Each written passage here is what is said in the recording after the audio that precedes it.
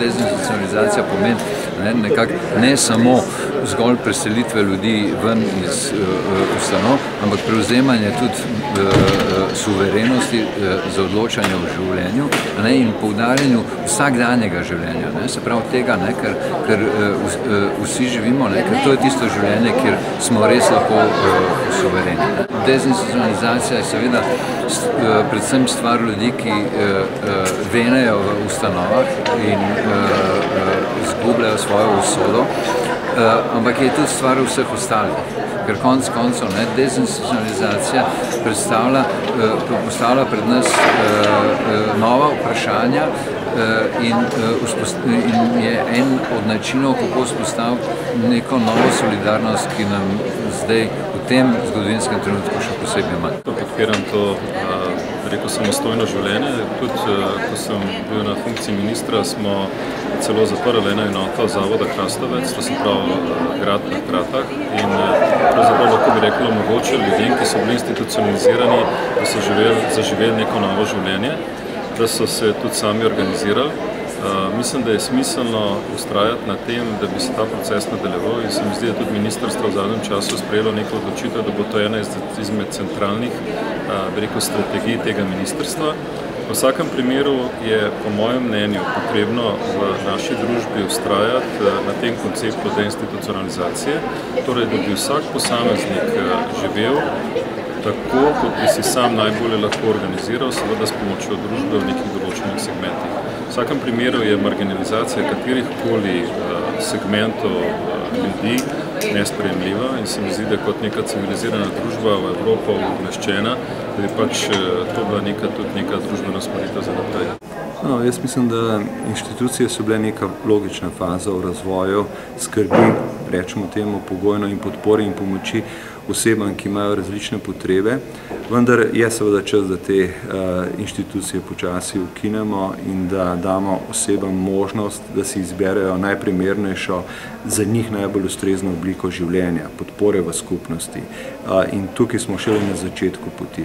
Dejstvo je, da smo naredili nek prehod v smislu vključevanja ljudi v stanovanjske skupine, v bivalne enote, vendar individualnih programov, samostojnega življenja in vključenosti v skupnost je premalo in to je to, kar nas čaka v prihodnosti. Skratka, absolutno deinstitucionalizacija je prava usmeritev, vendar bo verjetno do tega, da bomo izpeljali prehod predvsem teh mlajših ljudi v skupnostne oblike, je to še dolgo. In bi rad povedal, da absolutno nasprotujem tej totalni ideologiji ukinjanja institucij.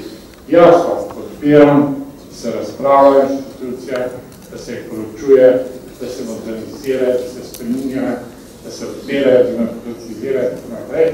Ampak stati na stališču, da bomo vse institucije ukinili, je totalna imaginacija, ki nima nobene veze z realnostjo, to kaleč, ko zverjetno danes je človekova pamet.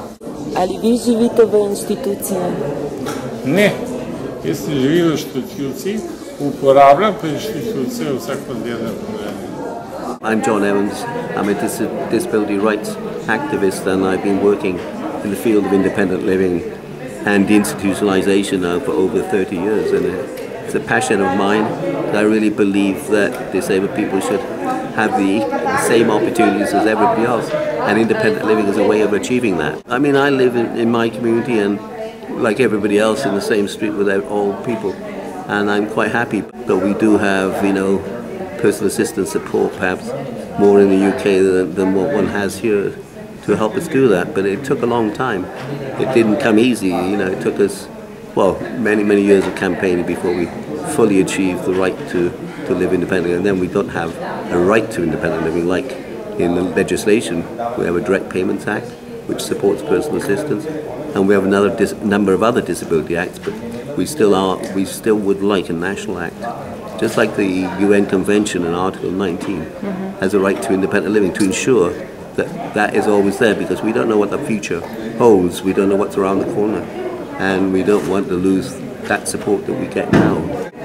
What impression did you get after listening to the conference today here in Slovenia? I had a number of impressions, really, I suppose.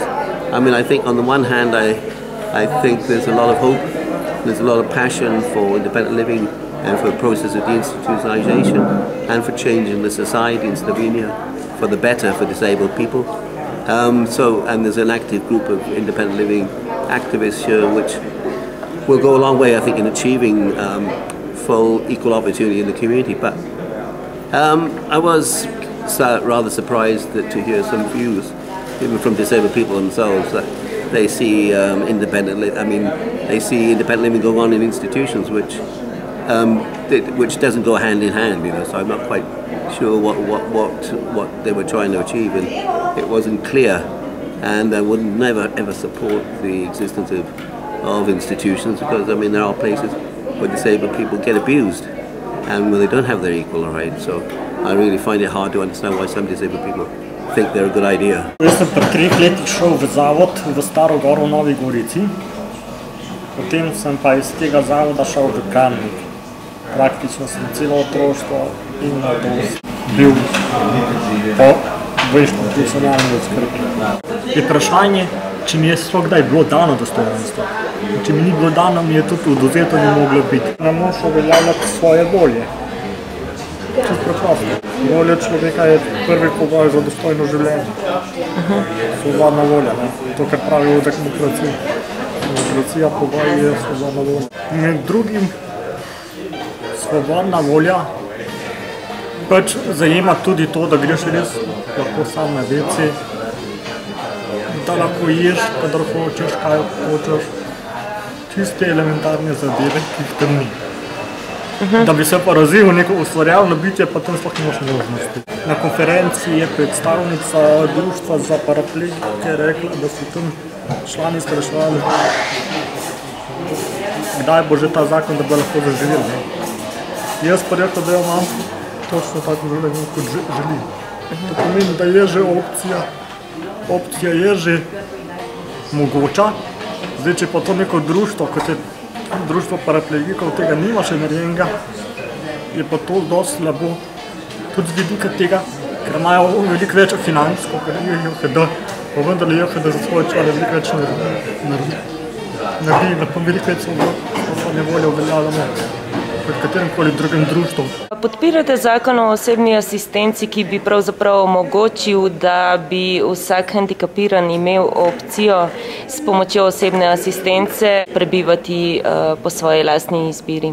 Ja, seveda, to je v bistvu želja, se mi zdi, veliki večini nas invalidov, ki že vrsto let v bistvu smo na nek način prepuščeni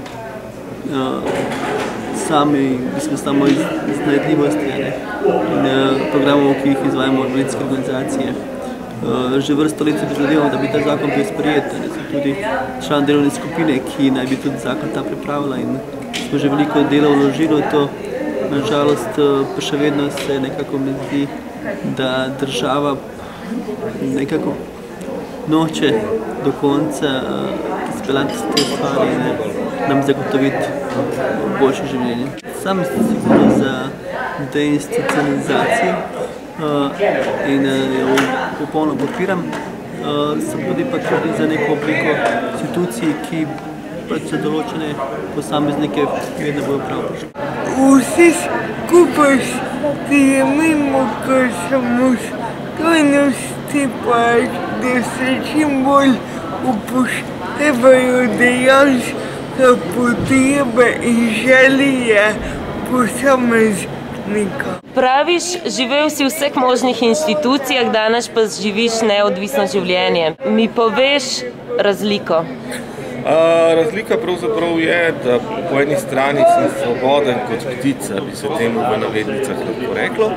Po drugi strani je neodvisno življenje povprečnega invalida precejšen izziv v Republiki Sloveniji, kjer marsikaj ni tako dobro urejeno, kot bi moglo biti, kjer se marsikateri koncepti v bistvu trknejo ob to, kako preživeti, in pravzaprav kjer družba nima zelo velikega posluha, kako naj bi obravnavala osebo z invalidnostjo, in to je danes pravzaprav v teh razmerah tudi gospodarske krize in vse splošne krize vrednot velik problem. Pogrešam v teh institucijah predvsem ustrezno pravno varnost, ta je pod velikim vprašanjem, o pravni varnosti še nismo pogovarjali, pogrešam pravzaprav zagovorništvo v teh institucijah in pogrešam to, da tudi povprečen delavec oziroma tako imenovan profesionalc se zaveda, da je v teh inštitucijah potreben predvsem partnerski odnos, ker če partnerskega odnosa ni, potem se tudi lahko zgodijo zlorabe.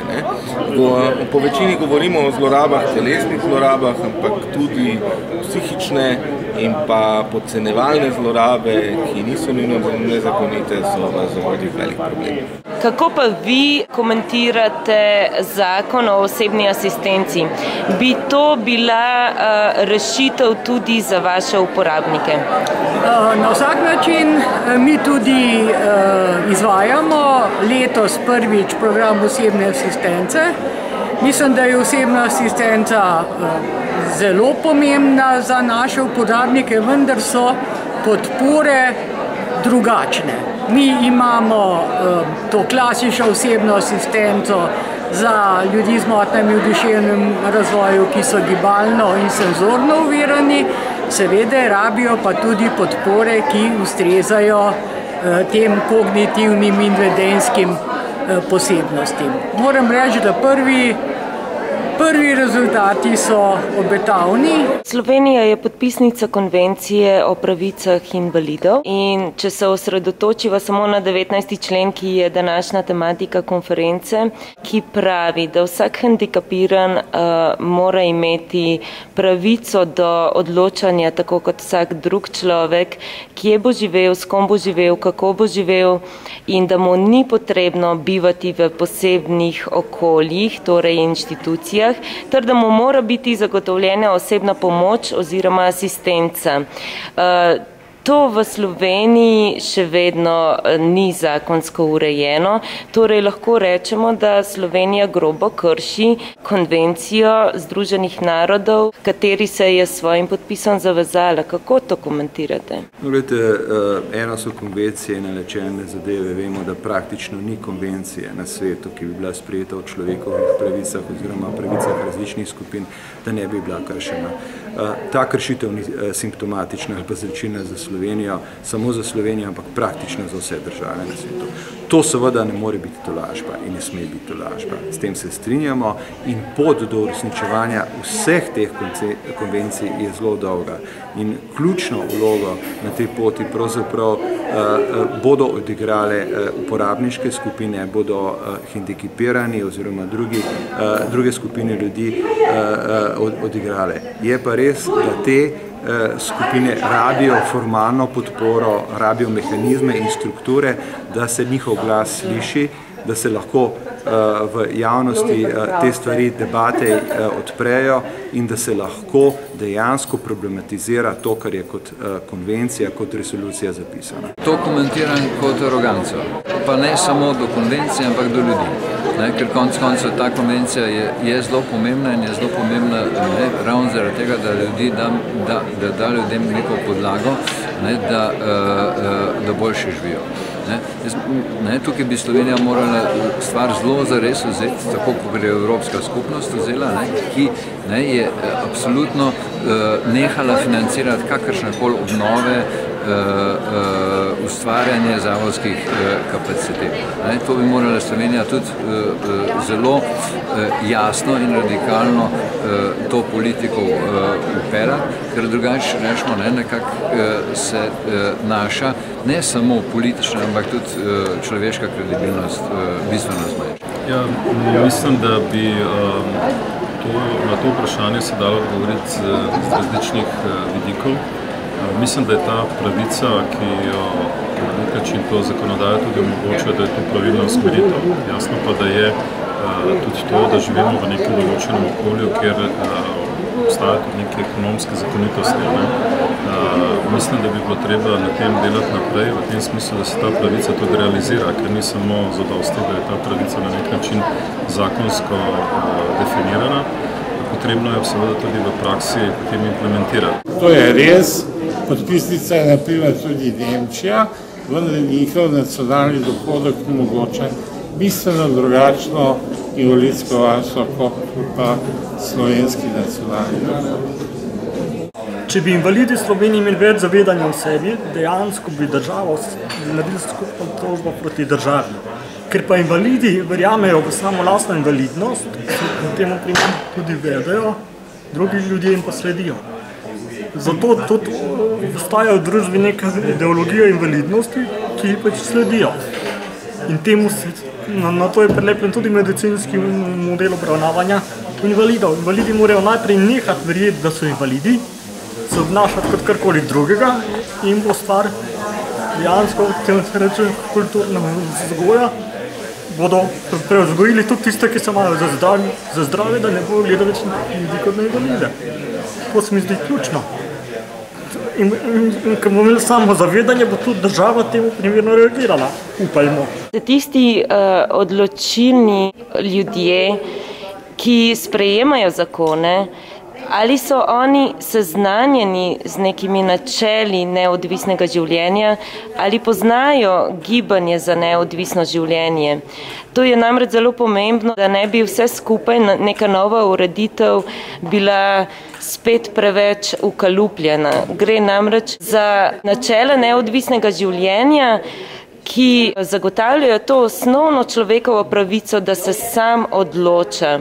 Ne pa, da mu ponovno nek sistem narekuje kaj in kako.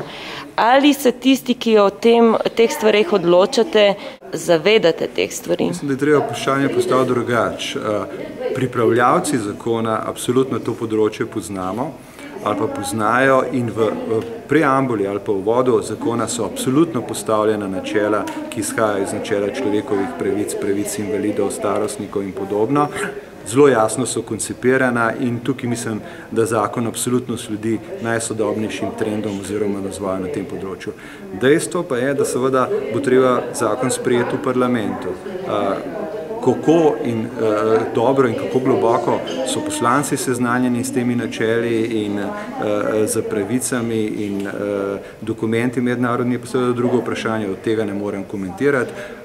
Usmeritve zakona jasno temeljijo na načelih proste izbire, avtonomije, samostojnosti in upoštevanja človekovih pravic pravzaprav v vseh življenjskih obdobjih.